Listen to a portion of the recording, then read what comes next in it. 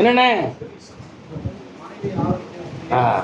8 மைலுக்கு அந்த பக்கம் இருந்துக்கிட்டீங்கன்னா என்னன்னே நீங்க ஒன்று கால் வந்துட்டாங்க. நீங்க இருங்கண்ணே இருங்கண்ணே இருங்கண்ணே.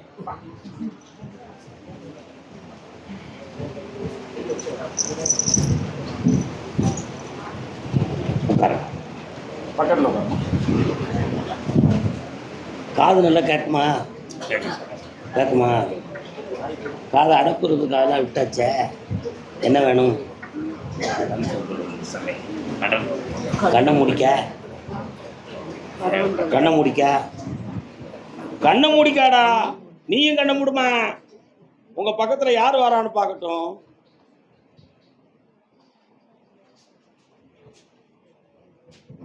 சரி, ஒரு ஐயனாறு குதிரை வருது. அது எங்கப்பா இருக்கு? இன்னும் கொஞ்சம் கண்ணை முடிக்காப்பா.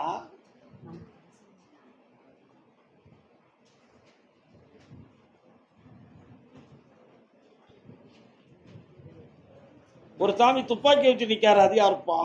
பக்கத்துல குளத்துக்கிட்டு. சரி, இன்னும் கொஞ்சம் கண்ணை முடிக்காப்பா.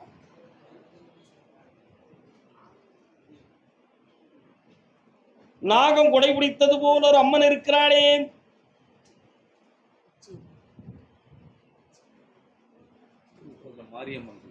கால் ஒன்று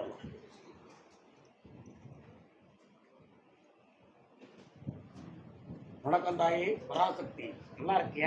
பொண்ணையா கும்பிட்டேன். எங்க அம்மா வந்து நிக்கா, அதான் கும்பிட்டேன். வா.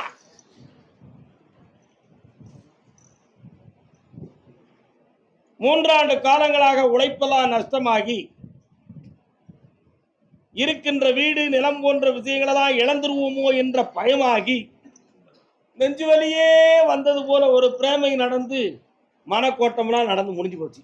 உண்மையா இப்ப கடன்களால் சொந்த ஊர்ல தலகாட்ட முடியலையே. கருப்புசாமி இருக்கலாமா அல்லது இடம் மாறக்கூடிய நிலைமை வந்துருமா? தலைகுறிவா இருக்கே, என்ன செய்ய? வாழவா சாகவான்னு தெரியலையே ஐயா அப்படின்னு தொண்டையை பிடிச்சிக்கிட்டு அலையிறியா? உண்மையா? கால் நோட்டுவா.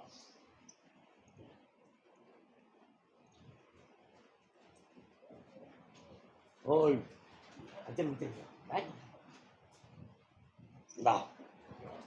கண்ண முடிக்காடா.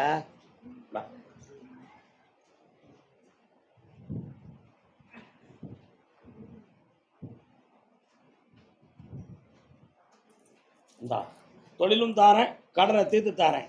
கடனுக்காரங்க நச்சில்லாம உன் மனத்தை நிம்மதியாக்கி ஜெயிக்கிறேன். இந்தா வெற்றி உண்டு மகளே. என்னை தொடர்ந்து பிடிச்சுக்காடா. படிப்படியா முன்னேற்றிருக்கேன். போ. கருப்பசாமி. ஆமா, புதுக்கோட்டை.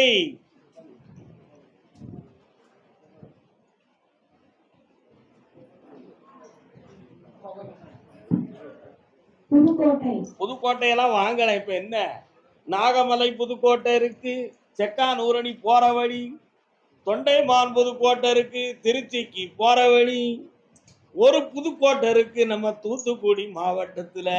இதுல எந்த எல்லா புதுக்கோட்டையும் வந்துட்டீங்களா?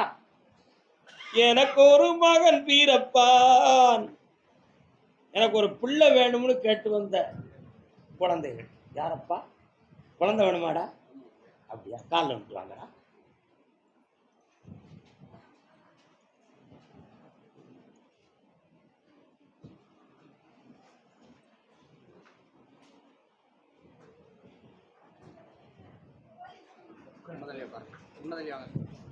வா பக்கத்துல.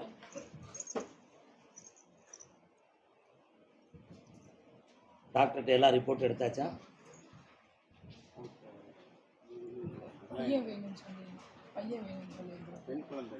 அதான் எனக்கு ஒரு மகன் பிறப்பான்னு நான் பாடினேன். சரியா? ஆம்பளை பையன் வேணும். ஒருத்தன் கேட்டான் என்கிட்ட, ஐயா கருப்புசாமி என் குடும்பத்துக்கு ஒரு வாரிசு வேணியானா. ஏன்னா இப்பதான் உனக்கு பிள்ளை இருக்கலாம், அது பொம்பளை பிள்ளையா?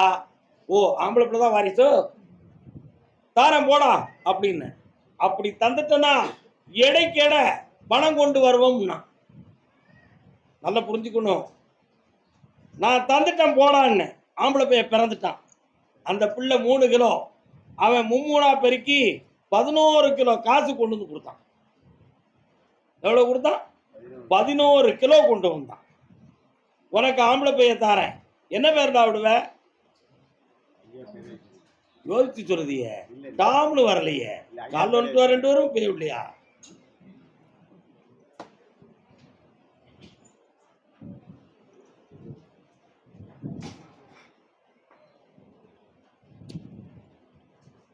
பௌர்ணமிக்கு வந்து எனக்கு நிலமாலை போட்டு புஷ்பங்கள்லாம் கொடுத்து முக்கணிகளும் கொடுத்து சரக்கும் கொடுத்து வரத்தை வாங்கிக்கா பெற்றுக்கா. நல்லாரு. அடுத்து பேசுவோம். அதே புதுக்கோட்டை எல்லை குழந்தை வேணும்னு மனம் குழம்பி வந்த மங்கை. புதுக்கோட்டை அவனுக்கு புரியல. கால வரலாம்.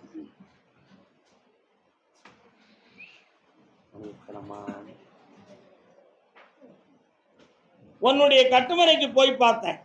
வாழும் இடம் என்றும் புகழுக்கு வந்த இடம் ஒன்றுமாக இருப்ப. யூடியூப் ஆஃப் பண்ணிட்டா நல்லா இருக்கும்னு நான் நினைக்கிறேன். நீ என்ன நினைக்கிற? சரி, ஆஃப் பண்ணாண்டா, இருக்கட்டும், போட்டுக்காங்க.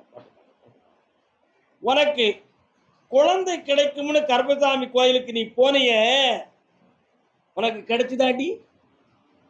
குழந்தை கிடைச்சுதா அப்படின்னு உன் வீட்டுக்காரன் உள்ளத்துக்குள்ள என்னை எதிர்மறையா சிந்திச்சுக்கிட்டு இருக்கான். புரியுதா? அவன் அப்படி சிந்திக்கிறதுக்கு காரணம் என்ன? அவன் உள்ளம் உன் பக்கம் பரிபூர்ணமா நெருங்காம இருக்கு. அப்படி நெருங்காம இருக்கிறதுக்கு காரணம் என்ன? அவன் மதிய 2 பேரும் குழப்பம் பண்ணி வச்சிருக்காங்க. அவன் மனசு முழுமை அடைய வேண்டும், பரிபூர்ணமாக உன்னோடு வந்து இருக்கணும். காலவா கோடாங்கிக்காரங்கிட்ட கேட்ட மாதிரி கொடஞ்சி கேட்க.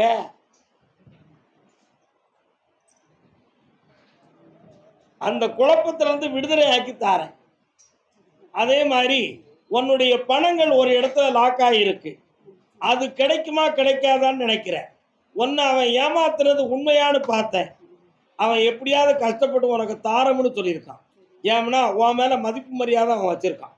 அந்த பணத்தை நான் வாங்கியும் தாரேன், புருஷ முண்டாட்டிய ஒற்றுமையா இருக்க வச்சு பிள்ளையும் தாரேன். இந்தா வெற்றி உண்டு நாராயணா. இந்தா தூத்துக்குடி புதுக்கோட்டை.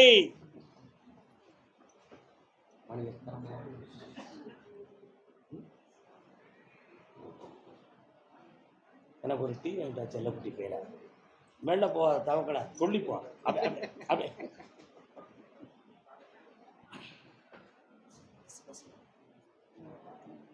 இன்னொரு தரம்.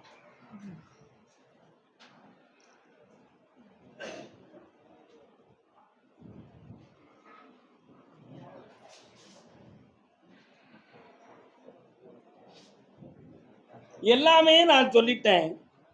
இதுக்கு அங்கிட்டு உங்களுடைய வரம் என்னன்னு தெரிஞ்சு அள்ளி கூடுன்னு சொல்லியாச்சு. என்னடா வேணும்?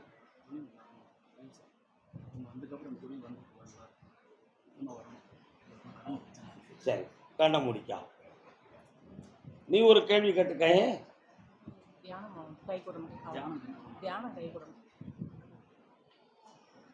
இதுக்கு முன்னால ஒரு சமாதியை போய் கும்பிட்டீங்களா? எங்க போனீங்க? சரி, நல்ல விஷயம். கண்ண முடிக்கா கொஞ்ச நேரம்.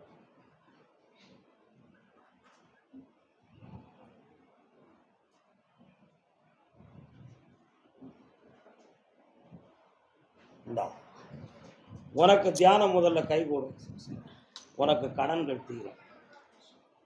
வெற்றியாகி தானே. இன்னும் தியானம் இருக்கக்கூடிய முறைகளை வெளி உலகத்தின் மூலமாக நீ படிச்சிருக்கே தவிர ஞான மார்க்கத்தில் நீ இன்னும் வரல. அந்த மார்க்கத்துக்கு ஒரு வழிகாட்டணும், ஒரு குறிப்பிடத்துல நம்ம இருக்கணும் என்ற ஒரு எண்ணம் உன் உள்ளத்தில் இருக்கு. வெற்றி ஆகுவாய், ஆனந்தம் அடைவீர்கள். பெருமையோடு நான் தான் உங்க குலதெய்வம். பூர்ணமா வணங்குங்க, வெற்றி அடைங்க. போயிட்டு வாங்க. கர்மசாமிக்கு அப்படியா? யார் அது? அப்படியா? வந்துட்டாங்களா? அவிநாசி எல்லை யார்ப்பா? அவிநாசி பகுதி.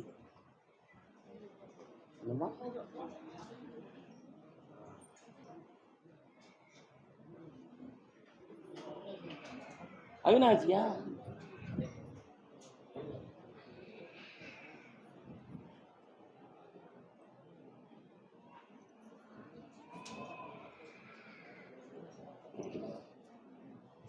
சொல்லாதே யாரும் கேட்டார் எல்லோரும் தாங்க மாட்டார்.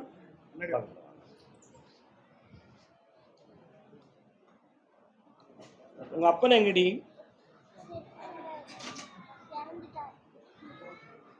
உங்க அம்மா எங்கடி? உன் பேர் என்ன?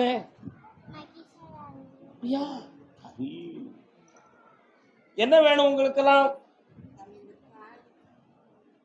கொஞ்சம் இந்த பக்கம் வாங்க. ஒரு தடவை எழுந்து கால் வந்துட்டு வரலாம். முடியுமா முடியாதா? ஒரே வார்த்தையில சொல்லி பார்ப்போம்.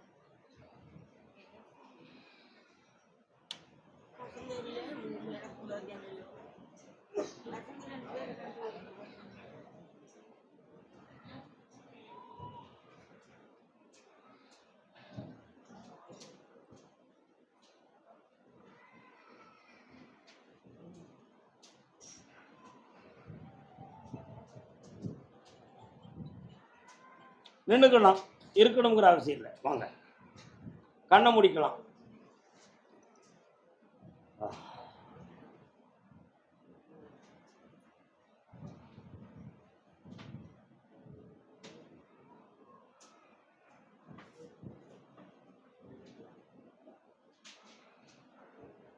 ஓஹோ, அப்படி நடக்கா? முட்டுக்கு கீழே தசைகள்லாம் ஒவ்வொரு இடத்துலையும் ரத்தங்கள் சரியா ஓடாம அங்கங்க தங்கி நிற்கி. அதனால அந்த தசைகள் எல்லாம் வீக்கமாகி நரம்புகள் பாதிக்கப்பட்டு கால் சரியில்லாம இருக்கு. இது ஆபரேஷன் பண்ண வேண்டிய நிலைமை வருமா அல்லது வேற எதுவும் குழப்பமான நிலை நடந்துருமாங்கிற பயம் உள்ளத்துல இருக்கு. அந்த ரத்தத்தை நல்லா ஓட வச்சிருந்தேன், வீக்கெல்லாம் குறைச்சி தந்துருந்தேன். இன்னும் 3 வாரத்துல தெளிவாக்கி தந்துருந்தேன். போதுங்களா? கும்பிட்டு வரலாம்.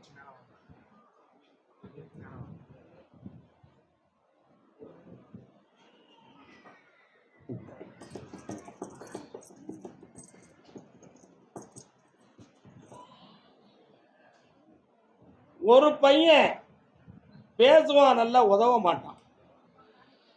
இன்னொரு பையன் மூஞ்ச தூக்கிக்கிட்டே போவான், கண்டுக்கிடவே மாட்டான். அந்த பேசுகிற பையனை உதவ சொல்லலாமான்னு பார்த்தா அவன் செலவுக்கே அது காணாதுன்னு ஒரு கதையை வைப்பான். உண்மையா இல்லையா? அதனால 2 பேரையும் உதவ வைக்க முடியுமான்னு கேட்டேன். அவங்க போற பாதையில இவர் நுழையவே முடியாது. இப்ப இவங்களுக்கு வழி என்ன? 1 மாசத்துக்குள்ள தெளிவு பண்ணி தரேன். வா வா பாப்பா, செல்ல பாப்பா.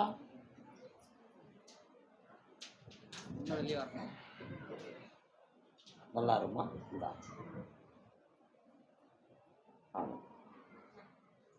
அதே அவினாசி குடும்பத்தோடு என்னை காண வந்த மக்கள்.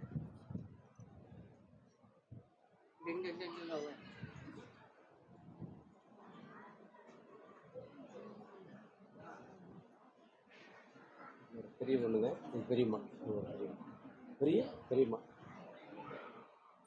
உட்காருங்க. இங்க வாங்க மணி, என்கிட்ட வாங்க. என்ன வேணும்?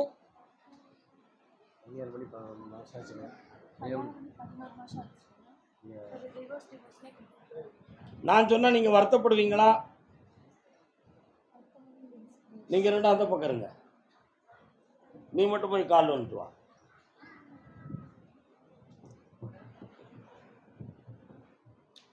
காசியின் நதியை போல் மற்றொரு நதியும் இல்லை.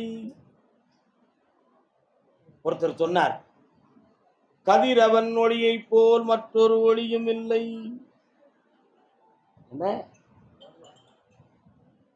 பெற்றதாய் அன்பை போல் மற்றொரு அன்பும் இல்லை. கிழிஞ்சு போவாது. பெண்டீர் சுகத்தை போல் மற்றொரு சுகம் இல்லை. இப்படி 4 விதமான தத்துவத்தை ஒருத்தர் சொன்னார்.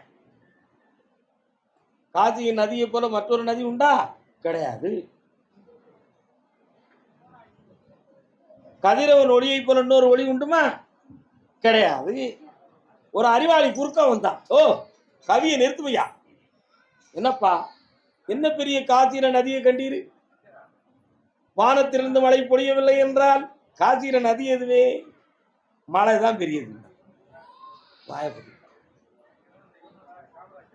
கதிரவன் ஒளியை போல் மற்றொரு ஒளியும் இல்லை. கண்ணுல ஒளி இல்லாம கதிரவன் ஒளி என்னையா செய்ய போது உனக்கு? வாயப்படி. பெற்றதாய் அன்பை போல் மற்றொரு அன்பும் இல்லை. கையில பணம்னா பெற்றதாய் கூட உதறிடுவா, புரியாதாயா உனக்குன்னா? வாயப்படி. பெண்டீர் சுகத்தை போல் மற்றொரு சுகமும் இல்லை. உடல் இன்பத்த மாதிரி உலகத்துல உயர்ந்தது எதுவும் இல்லைன்னு சொன்னான். உண்டீர் சுகம் இல்லை என்றால் பெண்டீர் சுகம் ஏதடா? உணவு இல்லாத பேருக்கு உடலை பத்தி என்னடா தெரியும் அப்படின்னா கவிஞர் தலையை கொடுத்தார். புரியுதா? ஒரு கணவன் கல்யாணம் முடித்து 1 மாதம் 9 மாதத்துக்கு உட்பட அவன் உள்மனத்துக்குள்ள வெறுப்பு வந்திருக்குன்னா 1 2 விஷயம்தான் இருக்கும். வீட்டில் உள்ளவங்க தவறாக சொல்லி கொடுத்ததா இருக்கும்.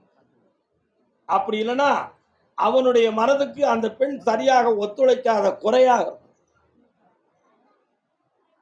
புரியுதா? புரியுதா புரியலையா? புரியுது. இதுல எது என்று பார்த்து சீர் செய்யறதுக்கு ஒன்னால முடியுமா? முடியுமா? புரிய தெரியலையே உனக்கு, கால் அனுப்பலாம்.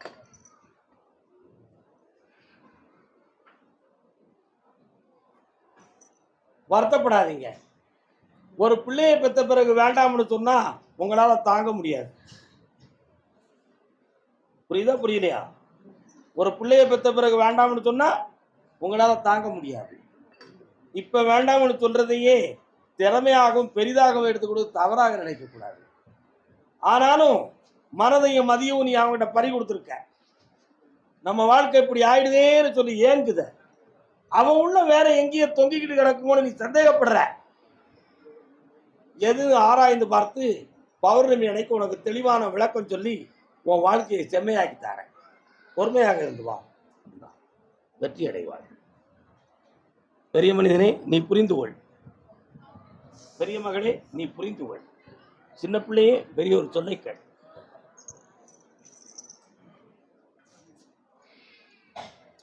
சிவகாசி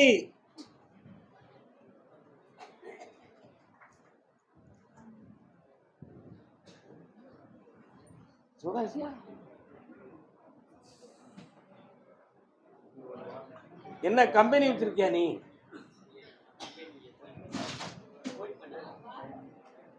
கடன் பட்டிருக்கியா? அத கால் வந்துடும். என்ன கம்பெனி குவாலி? பிராய்லர். என்ன கம்பெனி? சுகுணாவா? என்னது? சுகுணா தானே? கால் வந்துடும். என்னடி ஏமா, உங்களை கூப்பிடல, அங்க போய் நில்லுங்க. நான் கூப்பிடும் போது வாங்க, பொறுமையா இருங்க.